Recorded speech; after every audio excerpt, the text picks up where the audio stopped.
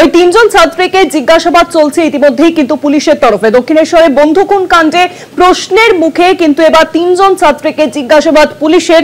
তিনজন ছাত্রী জানায় বাথরুমের দিকে যাচ্ছিল এবং তখনই ওই ছাত্রী হেল্প হেল্প করে চিৎকার করেছিল। যাদবপুর কাণ্ডের ঘটনা আপনাদেরকে বলছি। এবং তারপরে অনেকে মিলে ওই ছাত্রীকে পুকুর থেকে তোলে। একদিকে যখন দক্ষিণেশ্বর কাণ্ডের ঘটনা, তারই পাশাপাশি যাদবপুরে যে ঘটনাটি ঘটেছে, ঝিলপাড় থেকে উদ্ধার হয় এক ছাত্রীর দেহ। ইতিমধ্যেই তাকে কিন্তু মৃত বলে ঘোষণা করা হয়েছে এবং সিসিটিভি ফুটেজ কিন্তু খতিয়ে দেখা হচ্ছে।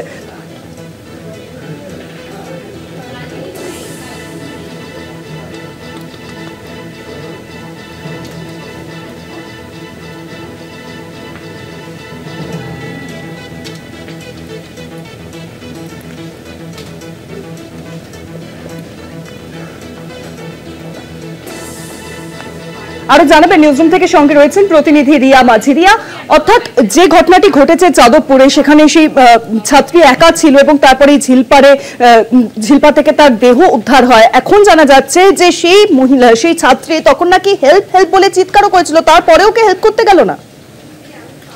দেখো, তোমাকে প্রথমেই জানিয়ে রাখবো যে সেই ছাত্রীর হেল্পের কোনো চিৎকারের আওয়াজ পাওয়া যায়নি, কিন্তু সেই ছাত্রীকে সিসিটিভি যে ফুটেজ সেখানে দেখা যাচ্ছে যে এই তৃতীয় বর্ষের ইংরেজি ডিপার্টমেন্টের যে ছাত্রী, যার ইতিমধ্যে মৃত্যু হয়েছে, সে প্রথমে যখন একদিকে ড্রামার প্রোগ্রাম চলছিল সেই সময়ে তাকে দেখা যায় সিসিটিভি ফুটেজে, যেটা পুলিশ ইতিমধ্যেই অ্যানালিসিস করার যে তাদের কাজ সেটা এখনো অবধি জারি রেখেছে।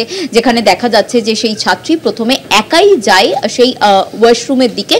ইউনিয়ন রুম, তার পাশে যে রাস্তা, একদম ঠিক তার পাশেই কিন্তু সেই পুকুর, সেই রাস্তা ধরেই কিন্তু ছাত্রীকে দেখা যায় যে সেই দিকে যেতে। এবং তারপরেই দেখা যাচ্ছে যে আরো তিন ছাত্রী তারাও পৌঁছায় ঠিক সেম জায়গায় তারা যায়। এবং তারা যখনই যায় সেই জায়গাতে তাদেরকেও কিন্তু সিসিটিভি ফুটেজে স্পষ্ট দেখা গিয়েছে।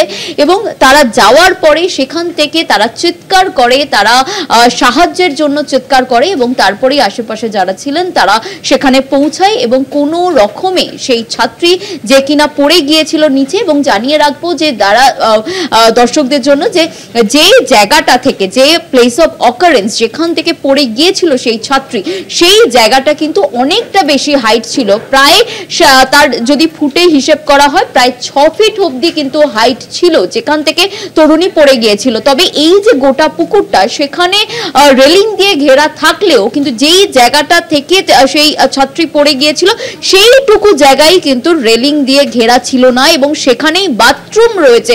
এবং সেই বাথরুম ইউজ করার জন্যই ছাত্রী গিয়েছিল কিনা তা যদিও স্পষ্ট নয়। তবে পরের যে তিনজন ছাত্রী ঠিক একই জায়গায় গিয়েছিল, তারা বাথরুম ইউজ করার জন্যই সেখানে গিয়েছিল এবং সেখানে গিয়ে তারা দেখে যে সেই ছাত্রী পড়ে গিয়েছে এবং সেই সময় তারা সাহায্যের জন্য চিৎকার করে এবং আশেপাশে যারা ছিলেন তারা সেই জায়গায় পৌঁছে তারা নিচে এই 6 ফিট জায়গার যে নিচে নামে, তারা নিচে নেমে কোনোভাবে সেই পানা ভর্তি যে পুকুর, সেই পুকুর থেকে তরুণীকে রেস্কিউ করে তারা নিয়ে যায়, অ্যাম্বুলেন্সে করে তারা নিয়ে যায় কেপিসি হসপিটাল।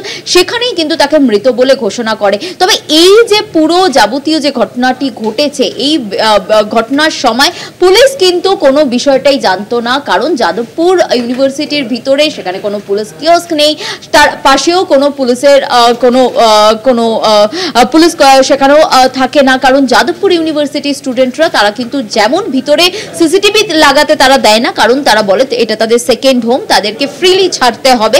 সেই বিরোধিতা করে সিসিটিভি যেমন লাগাতে দেয় না, সেরকম কিন্তু পুলিশের কিওস্কের কথা একাধিকবার উঠলেও পুলিশি আউটপোস্ট যাদবপুর ইউনিভার্সিটিতে নেই। এবং এই পুরো ঘটনা, এই তরুণী, এই যে পড়ুয়া সে পড়ে যাওয়া এবং তারপর তাকে রেস্কিউ করা, তাকে হসপিটালে নিয়ে যাওয়া, এই পুরো ঘটনা, পুরো যে প্রায় আধ ঘন্টা থেকে 45 মিনিট বা 1 ঘন্টার যে ঘটনা, সেই ঘটনায় কিন্তু কোনোভাবেই পুলিশ ছিল না।